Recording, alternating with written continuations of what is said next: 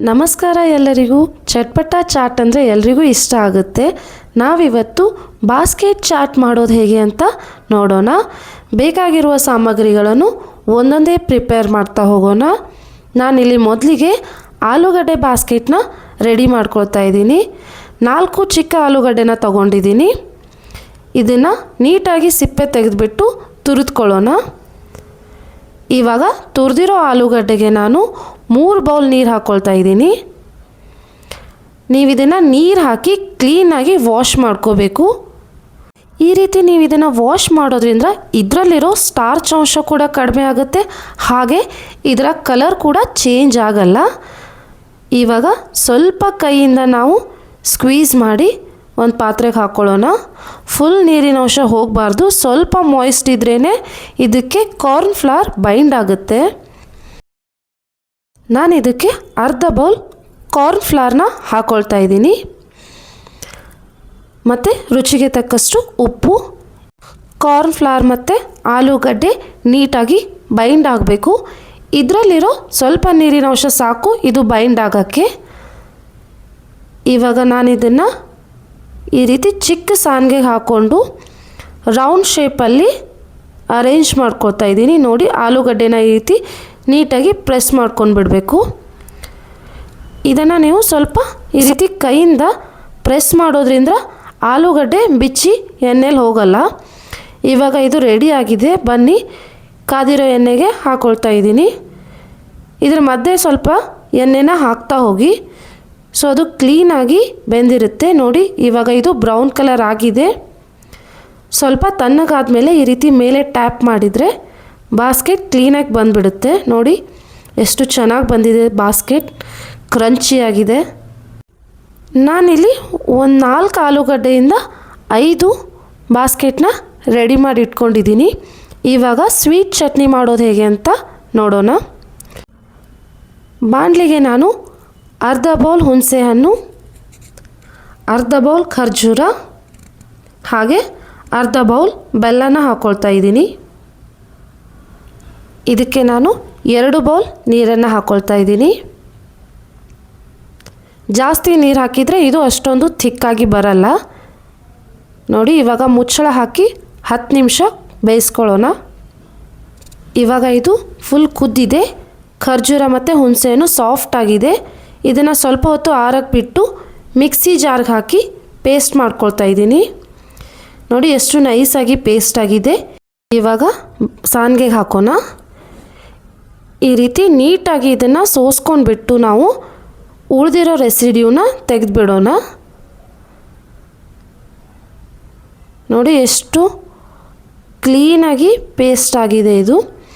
ಇವಾಗ ನಾವು ಇದನ್ನು ಮತ್ತೆ ಕುದಿಯೋಕ್ಕೆ ಇಡಬೇಕು. ನಾನು ಇದಕ್ಕೆ ಅರ್ಧ ಸ್ಪೂನ್ ಕೊತ್ತಂಬರಿ ಮತ್ತು ಜೀರಿಗೆ ಪುಡಿನ ಹಾಕ್ಕೊಳ್ತಾ ಇದ್ದೀನಿ, ಅರ್ಧ ಸ್ಪೂನ್ ಚಾಟ್ ಮಸಾಲ ಮತ್ತು ರುಚಿಗೆ ತಕ್ಕಷ್ಟು ಉಪ್ಪನ್ನು ಹಾಕ್ಕೊಳ್ತಾ ಇದ್ದೀನಿ. ಹಾಗೆ 1 ಸ್ಪೂನ್ ಅಚ್ಕಾರದ ಪುಡಿನ ಹಾಕಿದ್ದೀನಿ. ಇದು ತುಂಬ ಗಟ್ಟಿ ಅನಿಸಿದರೆ ಸ್ವಲ್ಪ ನೀರನ್ನು ಹಾಕಿ ಕುದಿಸ್ಕೊಳ್ಳಿ. ನೀವು ಈ ಚಟ್ನಿನ 10 ರಿಂದ 15 ದಿನದ ಕಾಲ ಫ್ರಿಜ್ಜಲ್ಲಿ ಇಟ್ಟು ತಿನ್ಬೋದು. ಭೇಲ್ ಮಾಡಿದರೆ, ಶೇವ್ ಪೂರಿ, ದಹಿ ಪೂರಿ, ಈ ಥರ ಎಲ್ಲ ಚಾಟ್ ಐಟಮ್ಸ್ಗೆ ನೀವು ಇದನ್ನು ಹಾಕ್ಕೊಂಡು ತಿನ್ಬೋದು. ನಾನಿವಾಗ ಒಂದು ಏರ್ ಟೈಟ್ ಗ್ಲಾಸ್ ಕಂಟೈನರ್ಗೆ ಹಾಕಿ ಫ್ರಿಜ್ಜಲ್ಲಿ ಇಟ್ಕೊಳ್ತಾ ಇದ್ದೀನಿ. ನಾನು ಮಾಡೋ ಅಡುಗೆ ನಿಮಗೆ ಇಷ್ಟ ಆದರೆ ಮರೀದೆ ಲೈಕ್, ಶೇರ್ ಆ್ಯಂಡ್ ಸಬ್ಸ್ಕ್ರೈಬ್. ಬನ್ನಿ, ಗ್ರೀನ್ ಚಟ್ನಿ ಮಾಡೋದು ಹೇಗೆ ಅಂತ ನೋಡೋಣ. ಮಿಕ್ಸಿ ಜಾರ್ಗೆ ನಾನು 1 ಹಸಿಮೆಣಸಿನ್ಕಾಯಿನ ಹಾಕ್ಕೊಳ್ತಾ ಇದ್ದೀನಿ. ಹಾಗೆ ಒಂದು 7 ರಿಂದ 8 ಬೆಳ್ಳುಳ್ಳಿ ಹೆಸರು, ಸ್ವಲ್ಪ ಶುಂಠಿ, ಕೊತ್ತಂಬರಿ ಮತ್ತು ಪುದೀನ, ರುಚಿಗೆ ತಕ್ಕಷ್ಟು ಉಪ್ಪು, ಹಾಗೆ ಅರ್ಧ ಸ್ಪೂನ್ ಕೊರಿಯಾಂಡರ್ ಪೌಡರ್ ಮತ್ತು ಅರ್ಧ ಸ್ಪೂನ್ ಜೀರಿಗೆ ಪುಡಿನ ಹಾಕ್ಕೊಂಡು ನುಣ್ಣಗೆ ರುಬ್ಕೋಬೇಕು. ಸ್ವಲ್ಪ ಡ್ರೈ ಅನಿಸಿದರೆ ಒಂದು ಸ್ವಲ್ಪ ನೀರನ್ನು ಹಾಕಿ ರುಬ್ಕೊಂಡ್ರೆ ಗ್ರೀನ್ ಚಟ್ನಿ ರೆಡಿ ಆಗುತ್ತೆ. ನೋಡಿ ಎಷ್ಟು ಗ್ರೀನಾಗಿ ನೈಸಾಗಿ ಬಂದಿದೆ.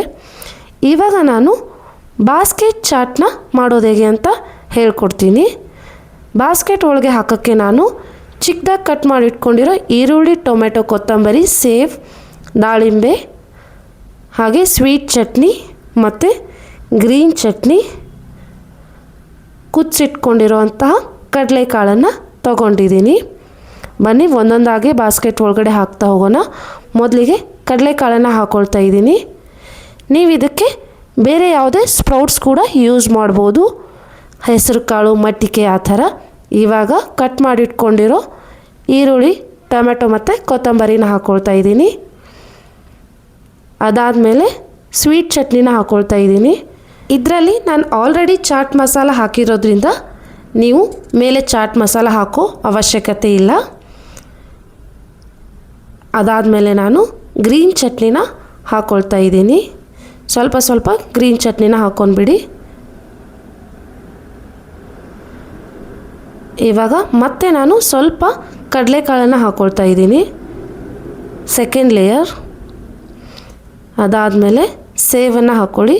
ಈ ರೀತಿ ಎಕ್ಸ್ಟ್ರಾ ಸೇವ್ ಇಷ್ಟಪಡೋರು ಸ್ವಲ್ಪ ಜಾಸ್ತಿ ಸೇವ್ ಹಾಕ್ಕೊಂಡು ತಿನ್ಬೋದು. ನೋಡಿ ಎಷ್ಟು ಸೂಪರಾಗಿ ಕಾಣ್ತಾ ಇದೆ, ನೋಡಿದ್ರೇ ಬಾಯಲ್ಲಿ ನೀರು ಬರುತ್ತೆ. ಸ್ವಲ್ಪ ದಾಳಿಂಬೆನ ಹಾಕ್ಕೊಳ್ಳೋಣ. ಈ ದಾಳಿಂಬೆ ಹಾಕ್ಕೊಳ್ಳೋದ್ರಿಂದ ಒಂಥರ ಹುಳಿ ಹುಳಿ ಸ್ವೀಟ್ ಟೇಸ್ಟ್ ಚೆನ್ನಾಗಿ ಬರುತ್ತೆ. ಇವಾಗ ಬಾಸ್ಕೆಟ್ ಚಾಟ್ ರೆಡಿಯಾಗಿದೆ, ಕಲರ್ಫುಲ್, ಚಟ್ಪಟ ಆ್ಯಂಡ್ ಕ್ರಂಚಿ. ನೀವು ಟ್ರೈ ಮಾಡಿ ನೋಡಿ, ಮರಿದೆ ಟೇಸ್ಟ್ ಹೇಗಿದೆ ಅಂತ ಕಮೆಂಟ್ ಮೂಲಕ ನನಗೆ ತಿಳಿಸಿ. ಥ್ಯಾಂಕ್ ಯು, ಧನ್ಯವಾದಗಳು.